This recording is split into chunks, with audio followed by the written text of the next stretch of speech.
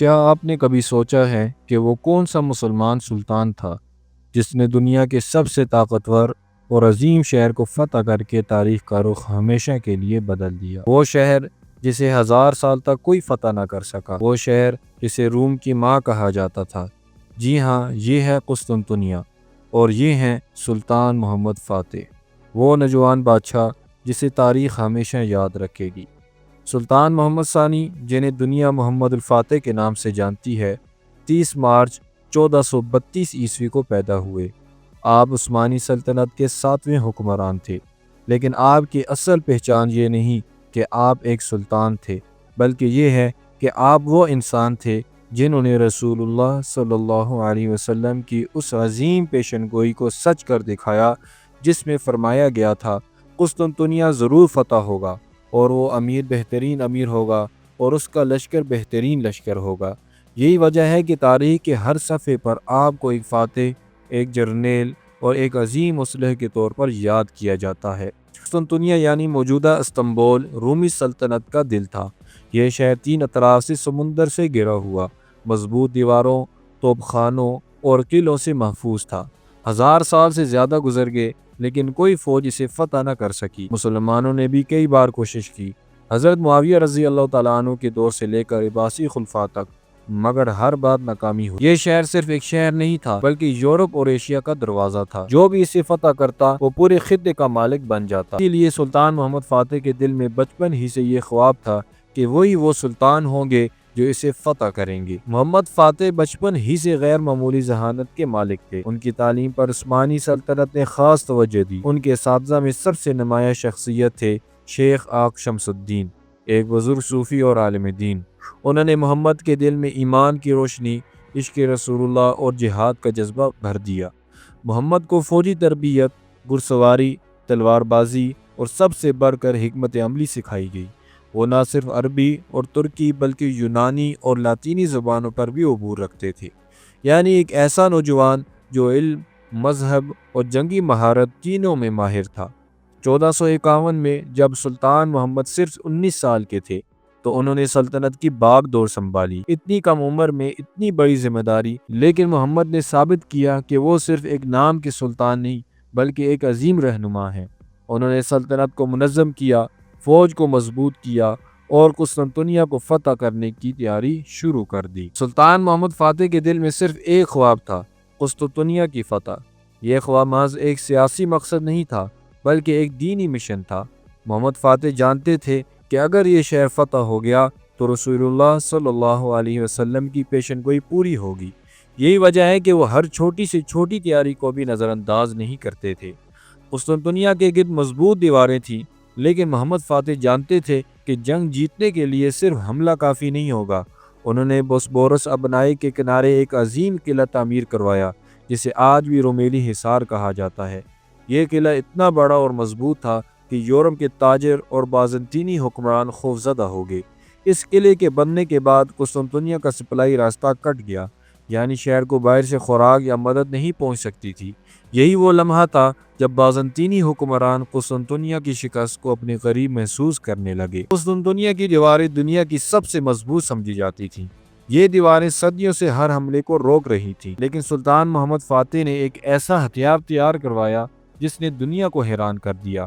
یہ ہتھیار تھا عظیم الشان توپ۔ یورپی انجینئر ہوربان اور محمد فاتح کے لیے دیو ہیکل توپ تیار کی۔ یہ توپ اتنی بڑی تھی کہ اس میں ڈالے جانے والے گولے کا وزن ہزاروں کلو ہوتا۔ کہا جاتا ہے کہ جب یہ توپ فائر کرتی تھی تو میلوں دور تک دھماکے کی آواز سنائی دیتی۔ یہ وہ ہتھیار تھا جس نے قسطنطنیہ کی ناقابل تسخیر دیواروں کو لرزا دیا۔ قسطنطنیہ 3 اطراف سے سمندر سے گھرا ہوا تھا۔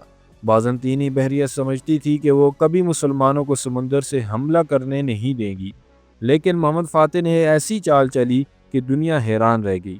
انہوں نے ایک عظیم بحری بیڑا تیار کیا، لیکن اصل حیرت تب ہوئی جب مسلمانوں نے بحری جہازوں کو لکڑی کے راستوں پر رکھ کر پہاڑوں کے اوپر خشکی کے راستے سمندر میں اتارا، یعنی وہ جہاز جو بحیرہ مرمرہ میں نہیں جا سکتے تھے، سلطان کے حکم سے گولڈن ہورن خلیج کے اندر پہنچا دیے گئے۔ یہ حکمت عملی دنیا کی تاریخ میں آج تک سب سے حیران کن فوجی حکمت عملیوں میں شمار ہوتی ہے۔ یہ سب تیاری صرف ہتھیار اور فوجی طاقت تک محدود نہ تھی۔ سلطان محمد فاتح نے اپنی فوج کو روحانی طور پر بھی تیار کیا۔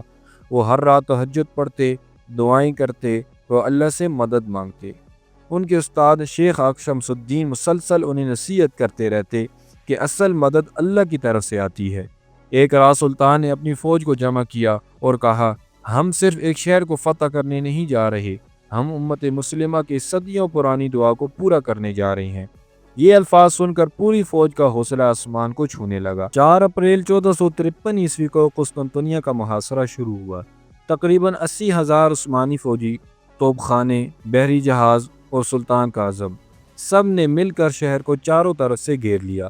بازنطینیوں کے پاس بھی ایک طاقتور بادشاہ تھا، قسطنطین 11واں۔ اس نے فیصلہ کیا کہ جائے جان چلی جائے لیکن شہر ترکوں کے حوالے نہیں کیا جائے گا۔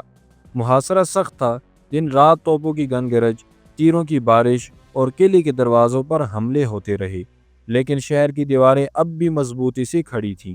محاصرہ قسطنطنیہ کوئی 2 دن کا کھیل نہیں تھا، یہ تقریباً 53 دن تک جاری رہا۔ ہر دن مسلمانوں کے لیے ایک امتحان تھا، دن میں توپوں کی گن گرج، رات کو شمعوں کی روشنی میں بازنطینیوں کی مرمت۔ جیسے ہی توپ قلعے کی دیوار گراتی، رات کو اہل شہر اسے پھر بنا دیتے۔ لیکن محمد فاتح کے حوصلے کم نہ ہوئے۔ وہ روزانہ اپنی فوج کو خطاب کرتے، انہیں بتاتے کہ یہ محاصرہ صرف زمین کا نہیں، ایمان کا امتحان ہے۔ بازنطینی بادشاہ قسطنطین 11واں ایک دلیر شخص تھا۔ وہ جانتا تھا کہ اس کے پاس مسلمانوں جتنی فوج یا توپ خانہ نہیں، لیکن پھر بھی اس نے ہمت نہیں ہاری۔ شہر کے عوام کو جمع کیا، عورتوں اور بچوں تک کو کہا کہ قلعے کی مرمت کریں۔ شہر کے پادری گرجا گھروں میں دعائیں کرتے اور کہتے، یہ شہر مقدس ہے، کبھی ترکوں کے ہاتھ نہیں آ سکتا۔ لیکن حقیقت یہ تھی کہ ہر گزرتے دن کے ساتھ ان کا حوصلہ ٹوٹ رہا تھا۔ سلطان محمد فاتح نے محسوس کیا کہ توپوں سے دیواریں گرانے میں وقت لگ رہا ہے، چنانچہ انہوں نے ایک حیران کن فیصلہ کیا۔ انہوں نے اپنی فوج کو حکم دیا کہ زمین کے نیچے سرنگیں کھودو۔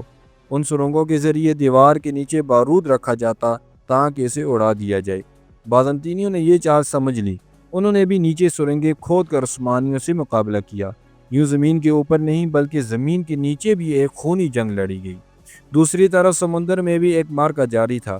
بازنطینیوں نے گولڈن ہورن کے داخلی راستے پر ایک بڑی لوہے کی زنجیر ڈال رکھی تھی تاکہ عثمانی بحری جہاز اندر نہ آ سکیں۔ یہاں سلطان نے تاریخ کی سب سے حیرت انگیز حکمت عملی دکھائی۔ انہوں نے اپنی جہازوں کو خشکی کے اوپر سے گزارا، جی ہاں، پہاڑوں پر لکڑیاں بچھا کر ان پر چکنائی لگا کر جہازوں کو کھینچ کر دوسری طرف خلیج میں اتارا گیا۔ جب بازنطینی عوام نے صبح آنکھ کھولی تو انہوں نے دیکھا کہ عثمانی جہاز ان کے پیچھے خلیج کے اندر موجود ہیں۔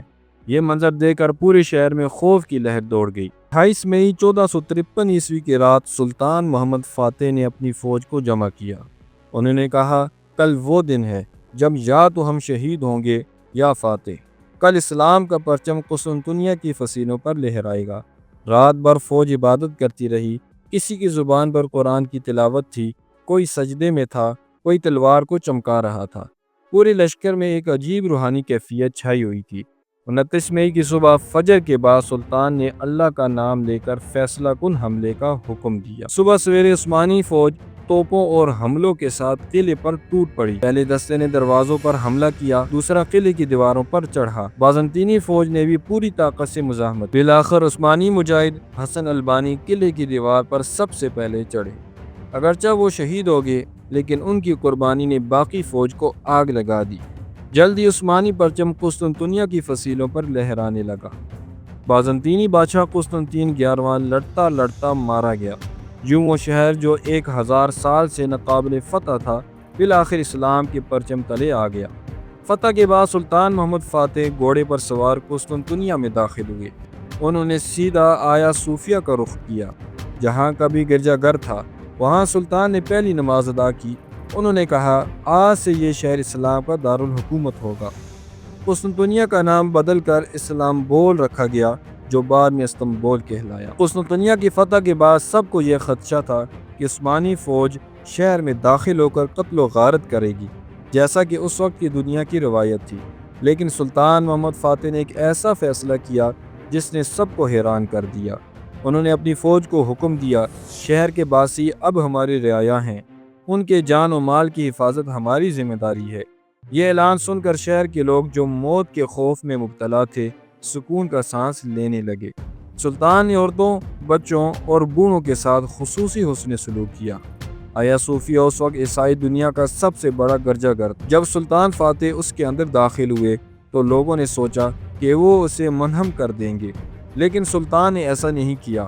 انہوں نے اعلان کیا کہ یہ جگہ مسجد میں تبدیل ہوگی۔ یہاں پہلی نماز ادا کی گئی اور آیا صوفیہ اب مسجد آیا صوفیہ کہلائی۔ لیکن ساتھ ہی سلطان نے دوسرے گرجا گھروں کو عیسائیوں کے لیے کھلا چھوڑ دیا، یعنی انہوں نے اقلیتوں کے حقوق کا تحفظ کیا اور دنیا کو بتایا کہ اسلام عدل انصاف کا دین ہے۔ فتح کے وقت قسطنطنیہ تقریباً خالی اور ویران تھا۔ سلطان محمد فاتح نے حکم دیا کہ سلطنت کے مختلف حصوں سے لوگ آ کر یہاں آباد ہوں۔ یہاں بازار قائم کیے گئے، مکانات بنائے گئے، مساجد تعمیر ہوئیں اور باغات لگائے گئے۔ انہوں نے استنبول کو محض ایک فوجی قلعہ نہیں بلکہ ایک ثقافتی اور علمی مرکز بنا دیا۔ سلطان محمد فاتح صرف ایک فاتح ہی نہیں تھے بلکہ ایک منصف حکمران بھی۔ انہوں نے ایک مضبوط عدالتی نظام قائم کیا۔ ایک مشہور واقعہ ہے کہ ایک عیسائی معمار نے سلطان پر مقدمہ کر دیا کیونکہ سلطان نے اس کا معاوضہ کم دیا تھا۔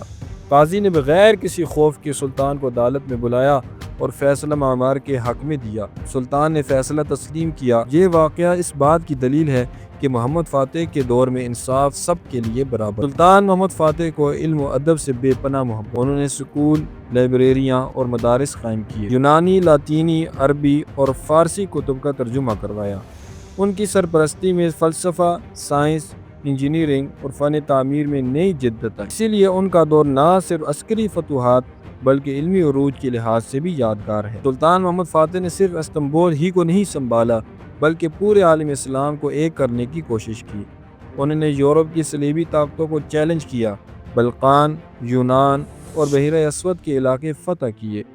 سلطان محمد فاتح کو عام طور پر صرف ایک عظیم فاتح کے طور پر یاد کیا جاتا ہے، لیکن حقیقت یہ ہے کہ وہ ایک علم دوست، صوفی منش، نرم دل اور انصاف پسند حکمران تھے۔ ان کی شخصیت میں جہاں ایک سخت گیر جرنیل کی جھلک تھی، وہیں ایک درویش صرف انسان کا عکس بھی دکھائی دیتا تھا۔ بچپن ہی سے سلطان کو علم سے گہری محبت تھی۔ وہ نہ صرف عربی، فارسی اور ترکی زبانوں پر عبور رکھتے تھے بلکہ یونانی اور لاطینی زبانیں بھی جانتے تھے۔ تاریخی حوالوں کے مطابق وہ 8 زبانوں کو سمجھتے تھے۔ انہوں نے فلسفہ، ریاضی، جغرافیہ، تاریخ اور فوجی حکمت عملی میں خاص دلچسپی لی۔ یہی وجہ تھی کہ وہ صرف ایک جرنیل نہیں، عالم حکمران بھی تھے۔ سلطان ایک عظیم سلطنت کے حکمران تھے، لیکن ان کی ذاتی زندگی بڑی سادہ تھی۔ وہ شاہانہ تکلفات میں زیادہ دلچسپی نہیں لیتے تھے۔ ان کے کھانے میں زیادہ تر سادہ روٹی، سبزی اور گوشت ہوتا تھا۔ وہ اپنی فوج کے ساتھ کھاتے اور اکثر کہتے، ایک سلطان کی اصل طاقت اس کی فوج اور اس کے ساتھ رعایا کا جڑاؤ ہے، نہ کہ سونے کے محلات میں۔ سلطان محمد فاتح کو فنون لطیفہ سے بھی خاص شغف تھا۔ انہوں نے استنبول میں فن تعمیر کو فروغ دیا، مساجد، مدارس اور قلعے بنوائے جو آج بھی ان کی شان و عظمت کی علامت ہیں۔ انہوں نے فن خطاطی اور مصوری کو بھی سپورٹ کیا۔ ان کے دربار میں نہ صرف ترک بلکہ یونانی اور اطالوی فنکار بھی موجود تھے۔ قسطنطنیہ کی فتح کے بعد سلطان محمد فاتح نے آرام نہیں کیا۔ وہ جانتے تھے کہ سلطنت کو مزید مضبوط بنانا ہے، چنانچہ انہوں نے ایشیا میں اناطولیہ کی چھوٹی چھوٹی ریاستوں کو سلطنت میں شامل کیا۔ بلقان میں اپنی فوجی فتوحات کو جاری رکھا، بحیرہ روم کے کناروں کو مضبوط کیا۔ 1480 عیسوی میں ان کی فوج نے اٹلی کے شہر اترانتو پر قبضہ کیا۔ یہ یورپ کے دل پر پہلا بڑا دھچکا تھا۔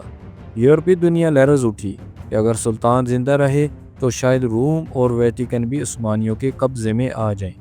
لیکن اسی دوران سلطان محمد فاتح کی صحت خراب ہونے لگی۔ وہ اکثر تھکاوٹ اور شدید درد میں رہنے لگے۔ تاریخی کتابوں میں آتا ہے کہ وہ جوڑوں کی بیماری میں مبتلا ہو گئے تھے۔ اس کے باوجود وہ مسلسل مہمات میں مصروف رہے۔ ان کا عزم اتنا مضبوط تھا کہ بیماری کے باوجود کبھی بھی اپنی فوجی منصوبہ بندی ترک نہیں کی۔ 1481 عیسوی میں سلطان نے ایک نئی مہم کی تیاری کی۔ تاریخ دانوں کا ماننا ہے کہ یہ مہم یا تو مصر کی طرف تھی تاکہ ممالک کو اپنے ساتھ ملایا جا سکے، یا پھر براہ راست اٹلی کی طرف تاکہ ویٹیکن کو فتح کیا جا سکے۔ فوجی تیاری ہو گئی، لشکر نکلنے لگے، لیکن اچانک سلطان کی طبیعت بگڑ گئی۔ 3 مئی 1481 کو 49 سال کی عمر میں سلطان محمد فاتح اس دنیا سے رخصت ہو گئے۔ ان کی وفات کی خبر پورے عالم اسلام کے لیے ایک صدمہ تھی۔ سلطنت عثمانیہ کے سپاہی رو رہے تھے کہ وہ رہنما جس نے قسطنطنیہ فتح کیا، جو یورپ پر چھا گیا، آج ہم میں نہیں رہا۔ یورپ میں جب یہ خبر پہنچی تو گرجا گھروں میں گھنٹیاں بجنے لگیں۔